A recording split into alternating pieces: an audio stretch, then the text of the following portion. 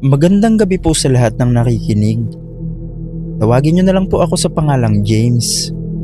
17 taong gulang ako noon nang mangyari ang isang pinakang nakakatakot na karanasan sa buhay ko. Mahilig akong magbike tuwing hapon para magpalipas ng oras. Kapag wala akong ginagawa sa bahay, umiikot lang ako sa mga kalapit na barangay. Nakaka-relax kasi ang hangin at tahimik ang mga kalsada kapag papalubog na ang araw.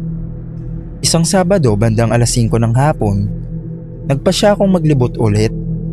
Maganda ang panahon at hindi pa gaanong madilim, kaya lumayo ako ng kaunti sa mga lugar na madalas kong pinupuntahan. Habang binabagtas ko ang isang sementadong kalsada na napapalibutan ng mga puno at bakanding lote, bigla akong nakarinig ng malakas na pagsitsit. Psst. Huminto agad ako at tinignan ng gulong sa likod. Flat, napamura ako sa inis. Wala akong dalang gamit para ayusin yun, kaya wala akong choice kundi itulak ang bisikleta habang naghahanap ng vulcanizing shop. Naglakad ako ng ilang minuto, medyo napapagod na ako. Naisip ko pa nga na baka abutin ako ng gabi sa daan, pero maya-maya may nakita kong maliit na vulcanizing shop sa di kalayuan. Laking tuwa ko. May nakasabit na lumang karatula at may isang gulong na nakatambak sa harap. Salamat naman. Hindi ako magtutulak hanggang sa bahay. Mabilis kong itinulak ang bisikleta papunta ron. Pagdating ko, nagtaka agad ako. Walang tao. Tahimik ang lugar. Wala akong marinig na kahit ano. Kuya? Tawag ko. Walang sumagot. Lumapit pa ako sa bukas na pinto. Tao po. Kuya? Magpapabulkanize po sana ng plat na gulong. Tahimik pa rin. Naisip ko pa nga na baka nasa likod lang ang may-ari. Kaya sumilip ako sa loob. Madilim ng kaunti pero sapat ang liwanag mula sa labas para makita ang loob ng shop. May mga gamit, mga lumang gulong, may kompresor pa. Mukhang normal naman. Pero habang pinagmamasdan ko ang loob, may napansin akong parang paa sa bandang sulok. Akala ko tao, kaya lumapit pa ako ng kaunti at doon ko nakita. Nanlamig ang buong katawan ko. Hindi ko makalimutan ang eksenang yun. May nakatayong tao sa sulok. Kalahati lang. Mula bewang, pababa, at putol sa mismong bewang. Walang tiyan, dibdib o ulo. Walang pang itaas na bahagi ng katawan. Parang may taong hinati sa gitna at ang natira lang ay mula bewang hanggang paa. Nakatayo lang yun, hindi gumagalaw. Hindi ko alam kung ilang segundo akong natulala. Pakiramdam ko, huminto ang oras. Pagkatapos ay biglang gumalaw ang mga paa. Humakbang, malapit sa akin. Doon ako natauhan. Napasigaw ako at agad na tumakbo palabas. Halos mabitawan ko ang bisikleta sa pagmamadali. Hindi ko na inisip ang plat na gulong. Hindi ko na inisip ang pagod. Itinulak ko ang bike habang tumatakbo palayo. Pakiramdam ko, sinusundan niya ako. Pakiramdam ko, may kung anong paparating mula sa likuran. Hindi ako huminto kahit isang beses. Nang makarating ako sa lugar na maraming bahay at tao, saka lang ako nakahinga ng maayos. Pagdating sa bahay, pawis na pawis ako at halos hindi makapagsalita. Tinanong ako ng mga magulang ko kung anong nangyari. Ikwinento ko ang lahat. Pero kahit sila, nahirapang paniwalaan ang nakita ko. Kinabukasan, kwinento ko yun sa mga kaibigan ko. Natural, pinagtawanan lang nila ako. Ay nako, kung ano-ano na naman yung imbento mo. Baka manikin lang yung nakita mo. Kung ano-anong paliwanag ang sinabi nila. Pero alam ko ang nakita ko. Hindi yun manikin. At nakita kong gumalaw yun. Makalipas ang ilang araw, binalikan namin ng dalawa kong kaibigan ng lugar para patunayan kung ano talaga yung nakita ko. Pero pagdating namin doon, wala nang vulcanizing shop. Bakanting lote na lang. Hanggang ngayon, hindi ko pa rin makalimutan yung nakita ko nung gabing yun.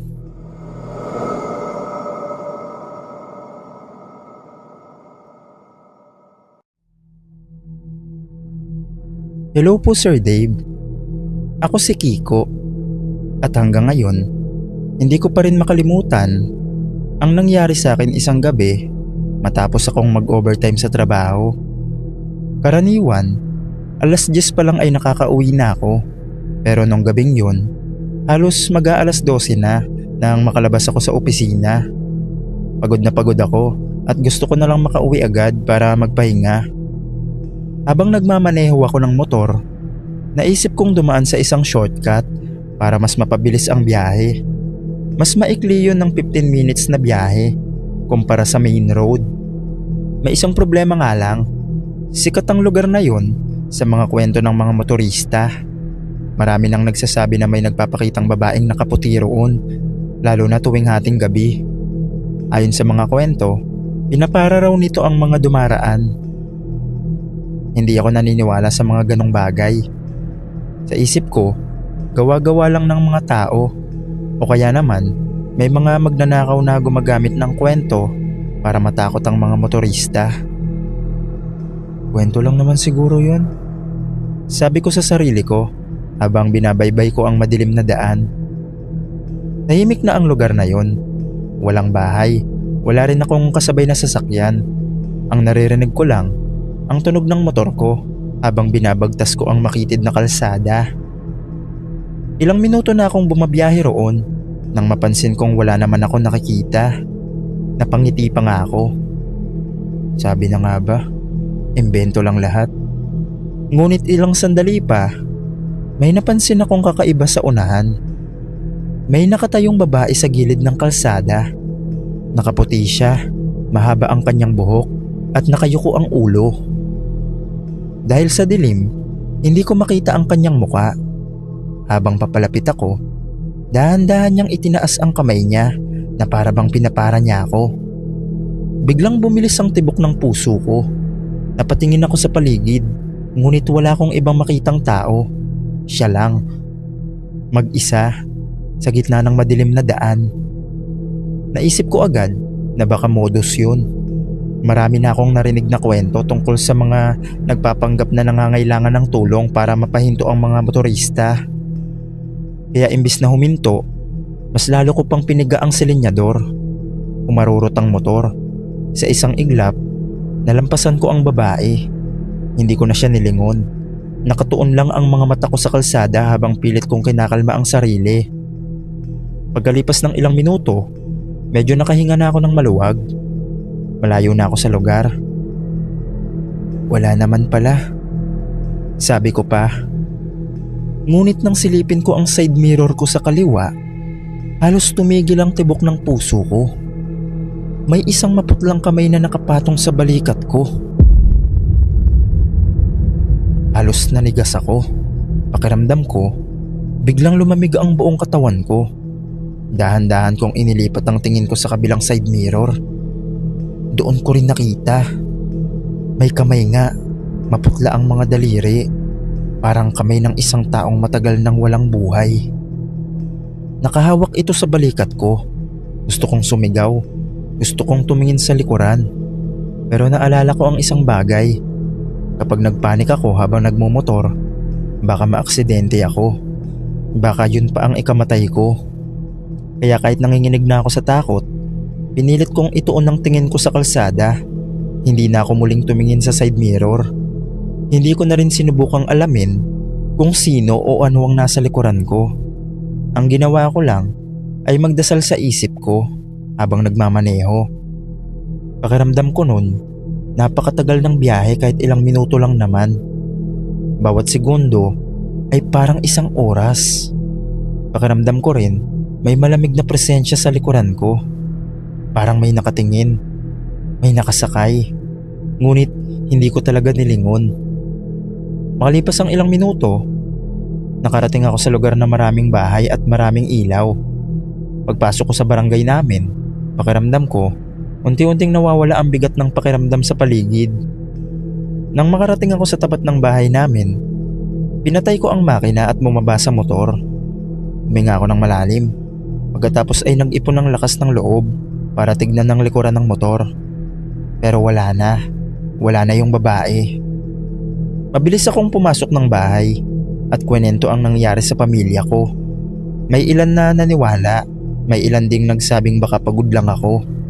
Ngunit isang bagay ang sigurado.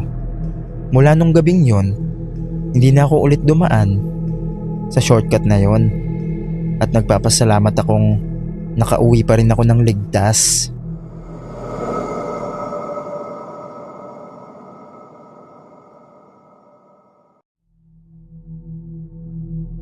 Mahilig talaga ako sa mga motor.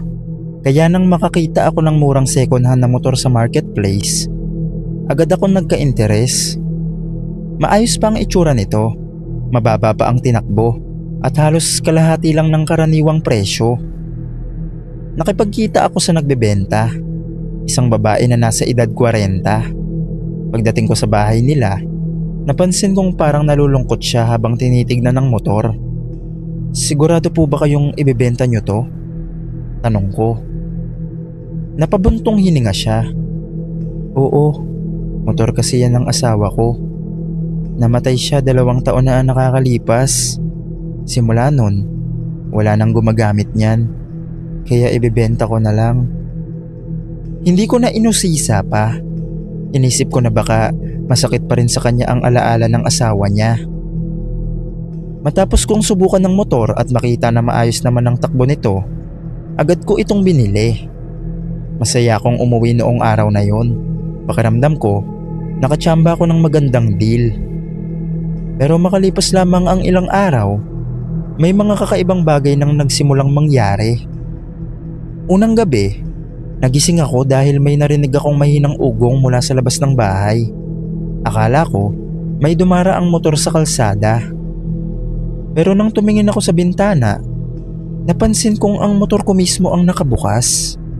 Nakailaw ang panel at umaandar ang makina. Nagtaka ako dahil sigurado akong napatay ko yun bago ako natulog. Agad akong lumabas, pero paglapit ko pa lang, kusa itong namatay. Parang wala nangyari. Tinignan ko ang susi. Nasa bulsa ko pa rin. Kinabukasan, dinala ko ito sa mekaniko. Wala siya nakitang problema. Maayos daw ang electrical system. Inisip ko na baka nagkamali lang ako. Pero pagsapit ng sumunod na gabi, eksaktong 3:00 ng madaling araw, nagising na naman ako. Narinig ko na naman ang tunog ng makina. Pagtingin ko sa bintana, nakabukas na naman ang motor. Lumabas ako at gaya ng dati, kusa itong namatay paglapit ko. Paulit-ulit itong nangyayari gabi-gabi. Laging 3:00 umaandar ang motor. Tapos paglapit ko, namamatay. Unti-unti akong hindi makatulog ng maayos. Minsan, bago pa mag 3:00, hinihintay ko na lang na mangyari ulit. At hindi ako nabigo. Parang may sariling schedule ang motor. Naisip kong baka may sira talaga. Kaya muli ko itong ipinatingin. Ngunit wala pa rin silang makitang diferensya. Habang tumatagal, napapansin kong may kakaiba rin sa paligid tuwing bumubukas ito. Lumalakas ang hangin, lumalamig ang pakiramdam, at parang may kung anong presensya sa garahe. Isang gabi, nagpasya akong wag lumabas. Nasa bintana lang ako at pinagmamasdan ng motor. Eksaktong 3:00, biglang umilaw ang panel. Kasunod nito, ang pag-andar ng makina. Nanginginig akong tumingin mula sa loob ng bahay at doon ko unang napansin ang isang anino. May tila nakatayong figura sa tabi ng motor. Masyadong madilim para makita ng malinaw. Pagkurap ko, nawala ito. Kinabukasan, sinubukan kong tawagan ng babaeng pinagbilhan ko. Tinanong ko kung may kakaiba ba siyang nararanasan noon. At ang sabi niya noon, ilang beses niya rin daw narinig na bumubukas ito tuwing madaling araw. Pero hindi niya ito pinupuntahan dahil iniisip niya noon na baka asawa niya yon at namimiss ang motor nito. Nanlamig ang pakiramdam ko noon. Hindi ko alam kung ano ang iisipin ko. Hindi ko alam kung anong gagawin ko sa motor na yun. Pero ang pinakamatinding nangyari ay makalipas ang 1 linggo. Nagising ako ulit dahil narinig ko na naman. Alam ko agad kung anong oras na yun. 3:00. Hindi ko alam kung bakit pero may nagtulak sa akin na sumilip. Dahan-dahan akong lumapit sa bintana at doon ko nakita ang bagay na hindi ko kayang kalimutan kailanman. May isang taong nakasakay sa motor. Hindi ito malinaw. Parang usok o anino. Isang kaluluwang may hugis ng tao. Nakaupo ito sa upuan ng rider. Nakahawak sa manibela. Bahagyang nakayuko ang ulo nito na parang naghahanda sa pagbiyahe. Hindi ko makita ang muka, ngunit sapat na ang nakita ko para manginig ang buong katawan ko. Bigla akong kinabahan. Pakiramdam ko ay napako ako sa kinatatayuan ko. Ilang segundo ako nakatitig. Pagkatapos ay bahagyang umangat ang ulo ng figura. Parang napansin itong pinagmamasdan ko siya. Doon ako tuluyang natakot.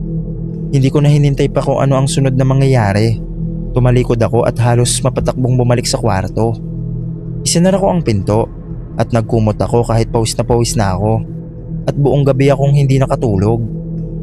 Kinabukasan, pagsikat pa lang ng araw, agad kong kinuhaan ng litrato ang motor at binenta sa online. Hindi ko na inisip kung malulugi ako. Ang gusto ko lang ay mawala yun sa bahay ko. Binabaan ko na ang presyo para siguradong may bumili agad. Sa kabutihang palad, may tumawag kinahaponan. Nagustuhan niya agad ang motor. Hindi na siya masyadong tumawad. Makalipas ang ilang oras, naibenta ko rin ito. Habang papalayo ang bumiling lalaki sakay ng motor, nakaramdam ako ng sandaling ginhawa. Parang may mabigat na bagay na nawala sa bahay. Pero hanggang ngayon, tuwing naaalala ko ang figurang nakasakay sa motor na yon, naiisip ko pa rin ang sinabi ng babaeng pinagbilhan ko. Motor yun ng asawa niyang pumanaw. At sa nakita ko ng gabing yun, pakiramdam ko, hindi pa talaga niya tuluyang iniwan ng paborito niyang sasakyan.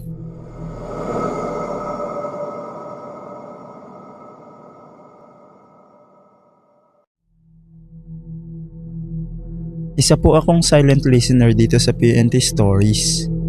Ako nga pala si Maya. At matagal ko nang iniisip kung totoo ba talaga ang lahat ng nangyari noong bata pa ako o kung bahagi lang ito ng alaala na pilit kong iniiwasan.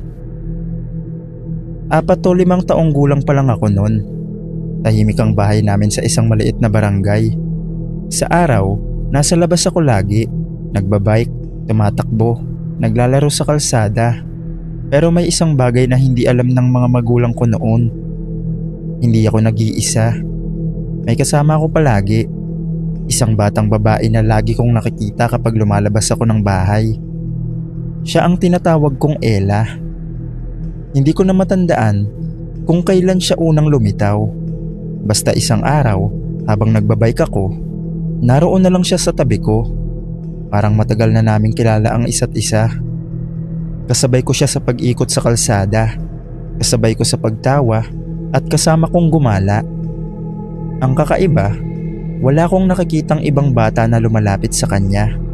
Wala ring nakakakita sa kanya maliban sa akin. Habang tumatagal, mas madalas ko siyang kasama.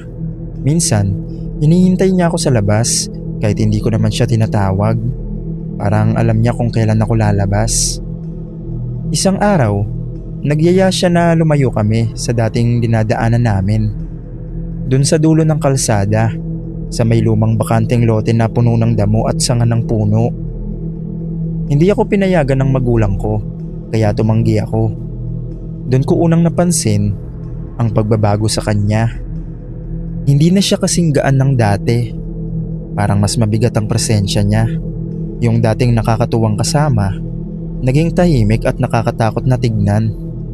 Hindi siya nagsasalita ng marami, pero ramdam ko ang pagpilit niya. Mula noon, nag-iba yung pakiramdam ko tuwing nagbabike ako. Para bang may sumusunod sa likod ko kahit wala naman akong nakikita. Kapag lumilingon ako, naroon pa rin siya, nakatayo lang at nakatingin. Hanggang sa isang araw, napansin ng mama ko na may kausap daw ako habang nagbabike. Akala niya, kalaro ko lang. Pero paulit-ulit daw. Palaging may kasama na hindi naman nakikita ng iba. Hindi siya agad naniwala. Pero habang tumatagal, nagsimula siyang mag-alala. Doon nagsimula ang pagbabawal sa akin na lumabas ng bahay mag-isa. Pero kahit sa loob ng bahay, hindi natigil ang pakiramdam na may nakabantay. May mga gabi na nagigising ako na parang may nakatingin sa akin sa madilim na sulok ng kwarto. May mga sandaling parang may tumatawag sa pangalan ko kahit walang tao sa labas. Ang pinaka nakakatakot ay nung isang beses. Habang nakasilip ako sa bintana, nakita ko siya ulit. Hindi na siya kasing ayos ng dati. Parang hindi na siya ganap na bata. Parang may kulang sa kanya na hindi ko maipaliwanag. Pero alam kong hindi na siya normal.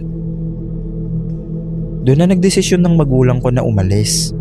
Lumipat kami ng ibang lugar, malayo sa dating bahay. Hindi nila ipinaliwanag ang lahat sa akin noon. Basta ang sabi lang nila, kailangan naming lumayo. Habang lumalaki ako, unti-unti kong nakakalimutan ang itsura ng lugar na yon. Pero hindi ang pakiramdam. Yung pakiramdam na may kasama kong hindi nakikita ng iba. Noong tumanda na ako, saka lang ikwenento sa akin ni mama ang buong nangyari. Doon ko nalaman na hindi pala talaga ako naglalaro mag-isa noon. At hindi rin nila kailanman nakita ang batang sinasabi ko. Hanggang ngayon, hindi ko pa rin alam kung ano ba talaga si Ella.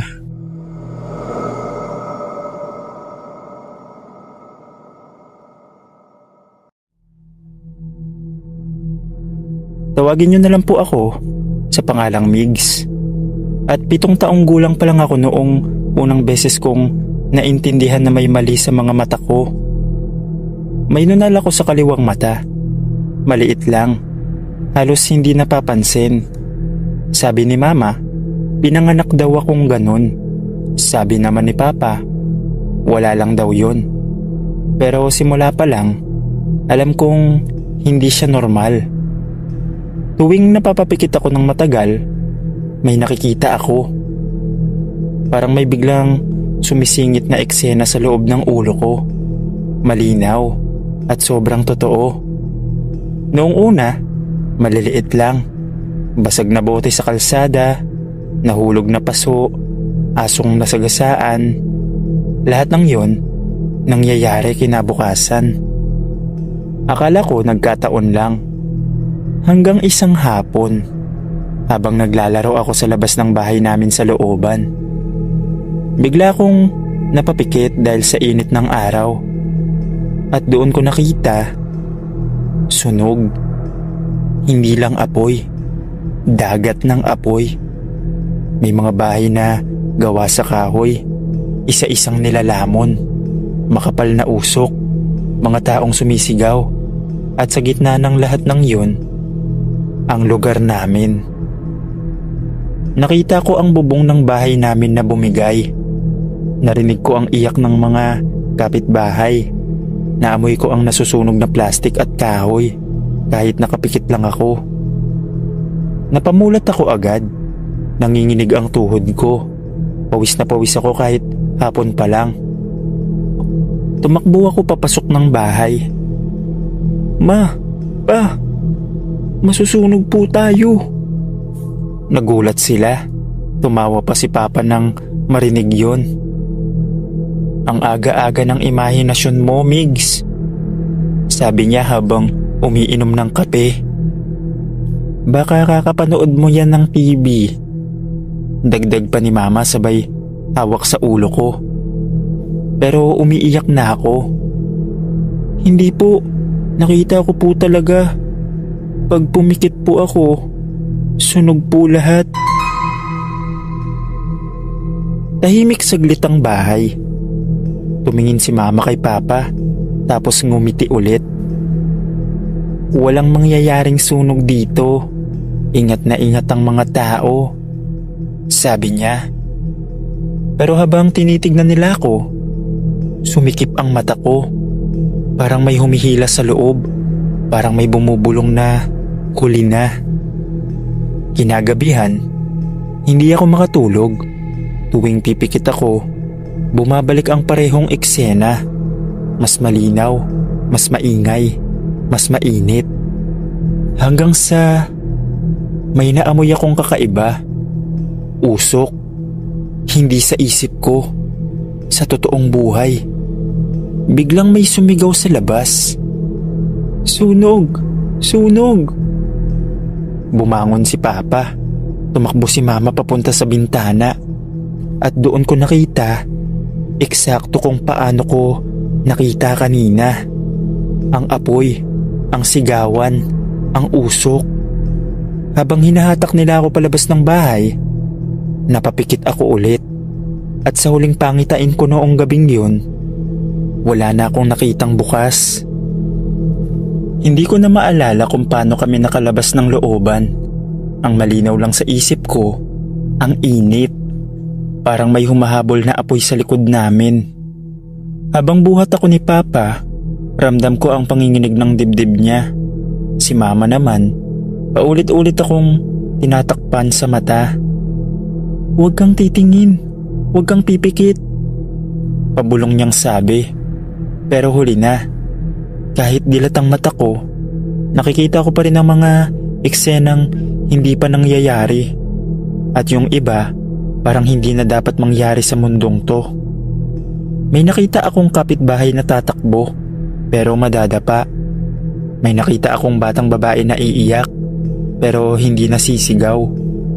May nakita akong anino sa usok na hindi tao. Nang makarating kami sa kalsada, pinaupo nila ako sa tabi. Doon ko nakita ang buong lugar namin. Wala na. Sunog, uling, sirang bubong, sigawan ng mga taong nawalan ng bahay.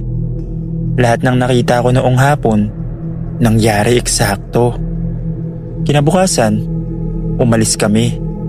Hindi na bumalik si Papa sa trabaho niya. Hindi na rin kami tumira sa looban. May kamag-anak kaming tumanggap sa amin sa ibang bayan. Mas tahimik, mas malayo, mas ligtas, sabi nila. Pero alam kong hindi yun totoo. Unang gabi pa lang sa bagong bahay, hindi ako pinatulog ni Mama. Kahit anong mangyari, huwag kang pipikit ng matagal ha. Tumango ako, pero ang mata ko, kusa nang sumasakit. Parang may gustong ipakita. At nang hindi ko na kinaya ang antok, napapikit ako. Hindi na sunog ang nakita ko. Isang kalsada, isang bus, isang sigawan. At sa gitna ng eksena, si Mama. Napamulat ako, sumigaw. Ma, wag po. Nagising sila pareho. Panaginip lang pala. Kinabukasan, may balita sa radyo. May bus na bumangga sa highway na dadaanan sana ni Mama papuntang palengke. Hindi siya sumakay. At doon na sila naniwala sa lahat ng sinasabi ko. Pagkatapos nun, pinatignan nila ako sa albularyo. Pero hindi ko na matandaan kung anong ginawa ng albularyo sa akin. Pero matapos yun, hindi na ulit ako nakakita ng pangitain kahit pumikit ako.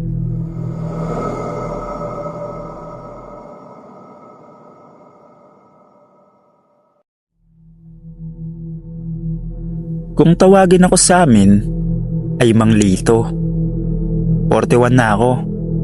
15 taon na akong naglalako ng taho tuwing umaga sa isang subdivision sa Caloocan.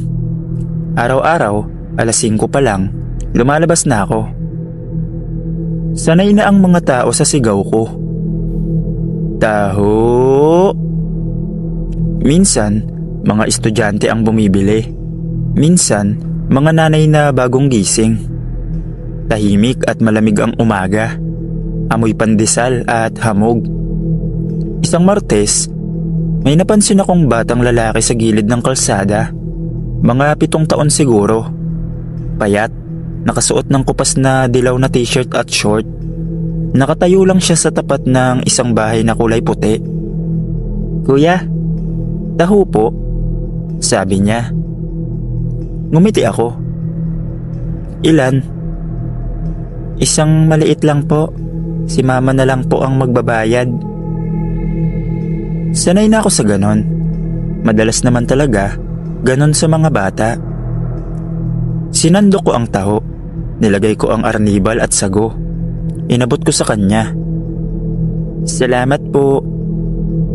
Pagkatapos, pumasok siya sa gate ng puting bahay. Hinintay ko. 1 minuto, 2, hanggang sa umabot ng 5 minuto na. Wala pa ring lumalabas. Baka abala lang ang nanay, sabi ko sa sarili ko. Lumapit ako sa gate at sumilip. Bukas naman ang pinto ng bahay. Tahimik ang loob. "Tao po?" Tawag ko. Pero walang sumagot. Medyo kinabahan na ako.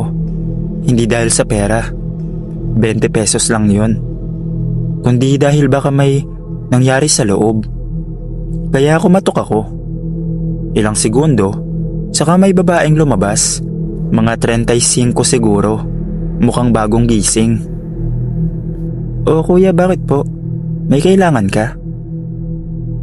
"Ma'am, yung anak niyo po, kumuha ng taho. Sabi po, kayo na lang daw ang magbabayad." Nagtaka siya. "Anak ko?" "Opo, yung batang lalaki, nakadilaw na t-shirt." Unti-unting nagbago ang ekspresyon ng mukha niya. "Ano pong itsura?" Payat po, maputi, medyo may nunal sa pisngi. Mga ganito katangkad." Sabay senyas ko kung gaano kataas. Biglang namutla ang babae. "Kuya, sigurado po ba kayo?"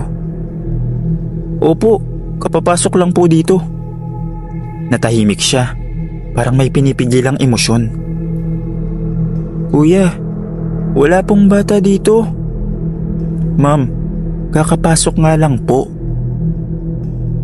"Yung anak ko, patay na po. 3 buwan na." Nanginginig na ang boses niya. "Na-dengue po siya. Nakadilaw din siyang t-shirt nung huling birthday niya." Dagdag niya pa. Hindi ako agad nakapagsalita. Hindi pwedeng mali ako. Kausap ko lang yung bata kanina. Hinawakan pa nga niya yung baso ng taho. "Pwede po bang pumasok?" Tanong ko. Nag-atubili siya pero pinapasok ako. Tahimik ang sala, maayos ang bahay, walang bakas ng batang padadaan lang. Tapos, napatingin ako sa mesa sa gilid. May frame, larawan ng batang lalaki, nakadilaw na t-shirt, may nunal sa pisngi. Siya. "Ma'am," halos pabulong ko. At doon ko napansin, sa tabi ng picture frame, may maliit na baso, plastic, may laman pang kalahating taho, may sago, at may marka ng maliit na daliri sa gilid. Napatingin ang babae sa baso. Unti-unti siyang napaiyak. "Mahilig siya sa taho," bulong niya. Biglang umihip ang malamig na hangin sa loob ng bahay kahit sarado ang mga bintana. At sa gilid ng paningin ko, may batang nakatayo malapit sa pintuan ng kwarto, nakangiti. Hindi nakakatakot ang ngiti, kundi parang malungkot. Parang nagpapasalamat. Tapos sa isang iglap, nawala siya. Tapos parang tumahimik ng sobra ang bahay. Hindi na ako naghintay ng bayad. Iniwan ko ang baso roon at lumabas ako ng bahay. Matapos yun, hindi mawala sa isip ko ang nangyari. Pero makalipas ang ilang araw, nagpatuloy pa rin naman ako sa pagtitinda.